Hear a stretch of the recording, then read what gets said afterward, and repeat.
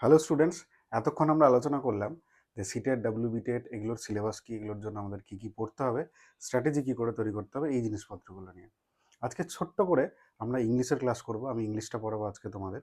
তো আজকে আমরা যেটা ইংলিশে দেখবো সেটা হচ্ছে কি টেন্স। খুব সহজ চ্যাপ্টার, এটা মোটামুটি অনেকেই জানো। দেখো, টেন্সকে প্রধানত তিন ভাগে ভাগ করা যায়।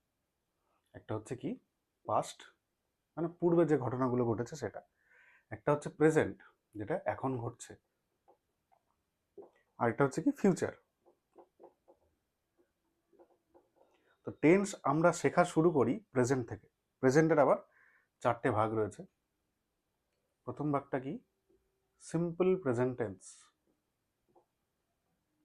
এটার কিভাবে আমরা করি সেটা দেখব। তারপরের ভাগটা কি প্রেজেন্ট কন্টিনিউয়াস।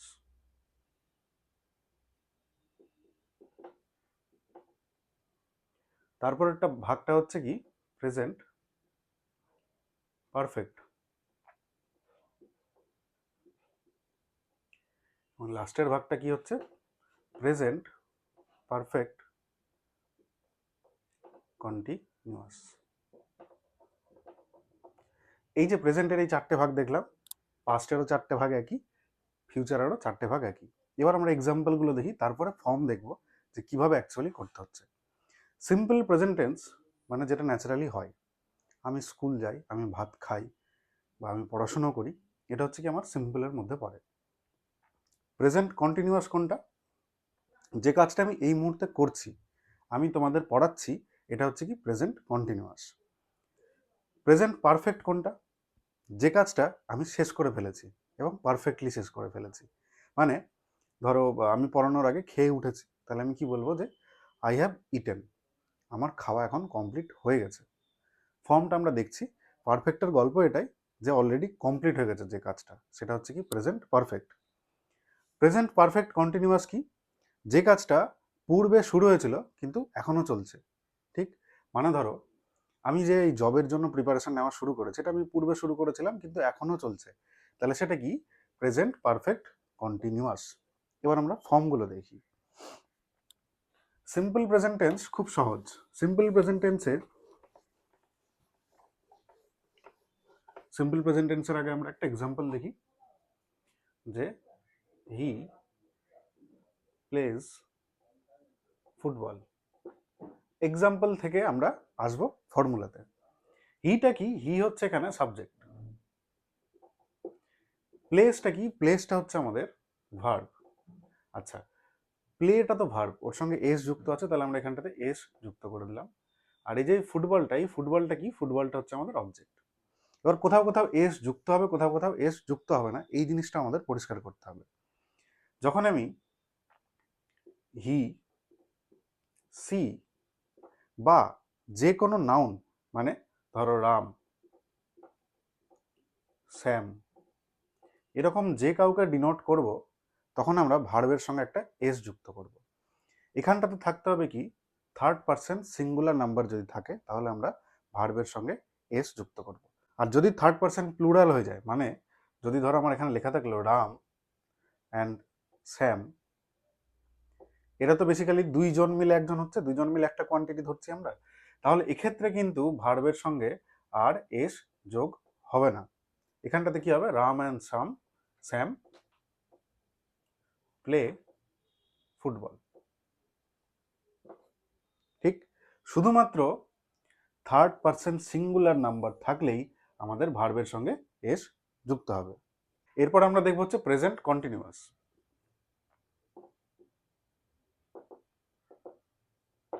এটাও আমরা এক্সাম্পল থেকেই দেখব। আমার নাম সঙ্গীত, সঙ্গীত দিয়ে শুরু হচ্ছে। সঙ্গীত ইজ টিচিং আস। এখানটাতে সঙ্গীত হচ্ছে কি? সঙ্গীত হচ্ছে সাবজেক্ট, ইজ হচ্ছে কি হেল্পিং ভার্ব বা অক্সিলারি ভার্ব বলে, আর টিচিং এর টিচটা হচ্ছে কি মেন ভার্ব, এম দিয়ে লিখলাম মেন ভার্ব। মেন ভার্বের সঙ্গে কি যুক্ত হয়েছে? আইএনজি যুক্ত হয়েছে। এটা কখন যুক্ত হয়? যখন কাজটা একটা প্রক্রিয়ার মধ্যে রয়েছে, কাজটা যখনও কমপ্লিট হয়নি, সেই টাইমটাতে এই আইএনজিটা যুক্ত হয়। আর এই আসটাতে হচ্ছে কি অবজেক্ট। দেখো সাবজেক্ট দিয়ে শুরু অবজেক্ট দিয়ে শেষ নর্মাল সেন্টেন্সের ক্ষেত্রে, এটা তো সবার জন্য নর্মাল। খেলাটা হয় এই ভার্বের এখানে, কারণ টেন্স বেসিক্যালি ভার্বেরই খেলা। তাহলে সঙ্গীত ইজ টিচিং আস, এখানটাতে এই যে মেন ভার্ব প্লাস আইএনজি, এটা নিয়ে আমাদের অত ভাবতে হবে না, এটা সব ক্ষেত্রেই মেন ভার্ব প্লাস আইএনজি হবে। খেলাটা ঘুরবে এখানে ইজ, কোথায় ইজ ব্যবহার হবে আর কোথায় আর ব্যবহার হবে। যদি থার্ড পার্সন সিঙ্গুলার নাম্বার থাকে আগের মতনই, মানে হি, সি বা যে কোনো কারোর নাম, সঙ্গীত হতে পারে, রামশ্যাম, যদু, মধু হতে পারে, তাহলে সেক্ষেত্রে আমরা কি ব্যবহার করব? সেক্ষেত্রে আমরা ইজ ব্যবহার করব। যদি ফার্স্ট পার্সন থাকে অর্থাৎ আই, তাহলে সেক্ষেত্রে আমরা কি ব্যবহার করব? অ্যাম ব্যবহার করব, ঠিক? আচ্ছা, আর যদি সেকেন্ড পার্সন থাকে বা থার্ড পার্সন প্লুরাল নাম্বার থাকে, মানে ধরো দে, এইগুলো ক্ষেত্রে আমরা কি ব্যবহার করব? আর ব্যবহার করব। বোঝা গেল একদম পরিষ্কার? তাহলে আমরা একটা এক্সাম্পল দেখে নিই, থার্ড পার্সন প্লুরাল নাম্বার দিয়ে দেখে নিই। দে আর লিসেনিং টু সঙ্গীত, বা you are trying to learn tense. আচ্ছা, টু লার্ন আর টেন্স এটা আমরা অবজেক্টেই ধরবো, এইটুকু পর্যন্ত আমাদের ভাবনার বিষয়। ইউ এর পরে কে বসলো? আর বসলো, আর এখানটাতে ভার্ব প্লাস আইএনজি বসলো। ইউটা হচ্ছে কি আমাদের? ইউটা হচ্ছে আমাদের সেকেন্ড পার্সন। সেকেন্ড পার্সন আমরা কি দেখলাম? সবসময় আর বসবে, আর থার্ড পার্সন প্লুরাল নাম্বারেও কি বসবে? আর বসবে। পরিষ্কার আশা করি বিষয়টা। প্রেজেন্ট পারফেক্ট, প্রেজেন্ট পারফেক্টে আমরা কি করি? যে কাজটা বললাম পারফেক্টলি কমপ্লিট হয়ে গেছে, মানে I have eaten my lunch. এখানটাতে আই কি? সাবজেক্ট, আর মাই লাঞ্চ হচ্ছে কি? অবজেক্ট। এগুলো নিয়ে আমাদের চিন্তা ভাবনার অত বিষয় নেই। দেখো এখানে ভার্বে কে যুক্ত হয়েছে? হ্যাভ যুক্ত হয়েছে। একে আমরা হ্যাভ ভার্ব বা হ্যাজ ভার্ব বলি, এটাকে হেল্পিং ভার্বও বলতে পারি। মোট কথা একে হেল্প করছে। এই হ্যাভটা নিয়ে আলোচনা করবো। আর এখানটাতে কি হয়েছে? ইটেন হয়েছে। ইটেনটা বেসিক্যালি কি? ইটেনটা হচ্ছে ইটের থার্ড ফর্ম। ইট, এট, তারপরে হচ্ছে ইটেন। এটাকে পাস্ট পার্টিসিপল ফর্ম বলে। এটা প্রেজেন্ট, এটা পাস্ট, এটা হচ্ছে পাস্ট পার্টিসিপল। তাহলে এই ইটেনটা বা এই ভার্বের যে past participle form, third form, এটা আমরা সবসময় কোথায় ব্যবহার করব? পারফেক্ট টেন্সে। আর এই যে এখানে হ্যাভ আছে, কিছু কিছু ক্ষেত্রে এখানটাতে হ্যাজ ব্যবহার হয়। হ্যাজ কোথায় ব্যবহার হয়? যখনই আমরা third person singular number use করি, যেমন হি, সি, যে কোনো নাম, রাম, যাই হোক, সেগুলোতে আমরা কি ব্যবহার করব? সেগুলোতে ব্যবহার করব হ্যাজ। যখনই থার্ড পার্সন প্লুরাল হয়ে যাবে, মানে ধরো দে, তখন কিন্তু হ্যাভ ব্যবহার হবে। থার্ড পার্সন প্লুরাল হলে, সেকেন্ড পার্সন হলে, বা যেটা আমার এখানে ব্যবহার করেছি সেটা হচ্ছে কি আমার ফার্স্ট পার্সন, মানে ধরো আমরা যদি লিখে দিই আই বা উই যদি লিখে দিই, এগুলো ক্ষেত্রে আমরা কি ব্যবহার করব? এগুলো ক্ষেত্রে আমরা ব্যবহার করব হ্যাভ। যখনই সাবজেক্ট প্লুরাল হয়ে যাবে তখন হ্যাভ হয়ে যাবে। সেটা ফার্স্ট পার্সন সিঙ্গুলার থাকলেও হ্যাভ হয় যদিও বা, আর বাকি ক্ষেত্রে প্লুরাল হলে হ্যাভ হবে, আর থার্ড পার্সন সিঙ্গুলার ক্ষেত্রেই শুধুমাত্র হ্যাজ ব্যবহার হবে। এরকম করে মনে রাখতে পারো যে থার্ড পার্সন সিঙ্গুলার ক্ষেত্রে হ্যাজ ব্যবহার হবে, বাকি সব ক্ষেত্রে কি ব্যবহার হবে? হ্যাভ ব্যবহার হবে। এই গেল হচ্ছে আমাদের প্রেজেন্ট পারফেক্ট টেন্স। এরপর আমরা দেখবো হচ্ছে প্রেজেন্ট পারফেক্ট কন্টিনিউয়াস, মানে যে কাজটা পূর্বে শুরু হয়েছিল কিন্তু এখনো চলেই যাচ্ছে।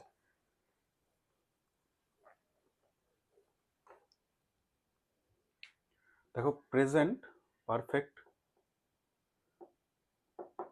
কন্টিনিউয়াস, কন্টিনিউয়াস যুক্ত হয়ে গেছে, পারফেক্টলি শেষ হয়নি, কন্টিনিউ হচ্ছে এখনো। মানে ধরো যদি বলি যে আমার যখন পড়ানো চলছে তখন বাইরে বৃষ্টি হচ্ছে, তাহলে আমরা এইভাবে লিখবো, ইট হ্যাজ বিন। ইটটা কি? ইট হচ্ছে আমাদের third person singular number. Third person singular number হলেই তার সাথে আমাদের কি হয়ে যাবে? হ্যাজ যুক্ত হবে। It has been raining outside since morning. এই দেখো ইট হচ্ছে এখানটাতে আমাদের সাবজেক্ট, হ্যাজটা হচ্ছে ওই যে বলেছিলাম হেল্পিং ভার্ব, তার সঙ্গে কি যুক্ত হবে, তার সঙ্গে যুক্ত হবে বিন। এটা সব ক্ষেত্রে একই, সবার জন্যই বিন যুক্ত হবে। তারপরে কি যুক্ত হবে, প্রেজেন্ট কন্টিনিউয়াসে যে ভার্ব প্লাস আইএনজি যুক্ত করছিলাম সেই ঘটনাটা কিন্তু এখানটাতে হবে। ঠিক, তারপরে এটা হচ্ছে আমাদের অবজেক্ট। আর এই যে সিন্স মর্নিং, এটা হচ্ছে কি আমাদের টাইমটা বোঝাবে যে কখন থেকে এই ঘটনাটা ঘটছে। কোথাও সিন্স ব্যবহার হয়, কোথাও ফ্রম ব্যবহার হয়। তো এই সিন্স ফর্ম কোথায় ব্যবহার হয় সেগুলো আমরা প্র্যাকটিস করতে করতেই দেখব। আর এটার নিয়ম একদম আগের মতনই, কোথায় হ্যাজ বসবে কোথায় হ্যাভ বসবে একদম আগের নিয়ম, শুধুমাত্র বিন যুক্ত হবে আর ভার্বের সঙ্গে আইএনজি যুক্ত হবে। বা ধরো আমি যদি তোমাদের একটা এক্সাম্পল দিই, তাহলে এখানটাতে আমার হ্যাভ হয়ে যাবে, you have been reading with us since afternoon. মানে সেই দুপুরবেলা থেকে তোমরা কি হচ্ছে আমাদের সঙ্গে পড়ছো। এই হচ্ছে আমাদের প্রেজেন্ট পারফেক্ট কন্টিনিউয়াস টেন্স। তাহলে আজকে আমরা কি কি শিখলাম, সিম্পল প্রেজেন্ট বা ইনডেফিনিট প্রেজেন্ট ইনডেফিনিট বলে, প্রেজেন্ট পারফেক্ট শিখলাম, প্রেজেন্ট কন্টিনিউয়াস শিখলাম এবং প্রেজেন্ট পারফেক্ট কন্টিনিউয়াস শিখলাম। এগুলো মোটামুটি তোমাদের জানাই ছিল, আজকে আমাদের এখানে তোমার শুধু ঝালাই হলো। তো নেক্সট ক্লাসে আমরা এই একই জিনিসগুলো আমরা পাস্ট ফর্ম দেখব, আর কি দেখবো এদের ফিউচার ফর্মটাও দেখে নেবো, তাহলে আমাদের টেন্স কমপ্লিট হয়ে যাবে। খুব অল্প সময় লাগবে কারণ একই রকমই হয়। Thank you.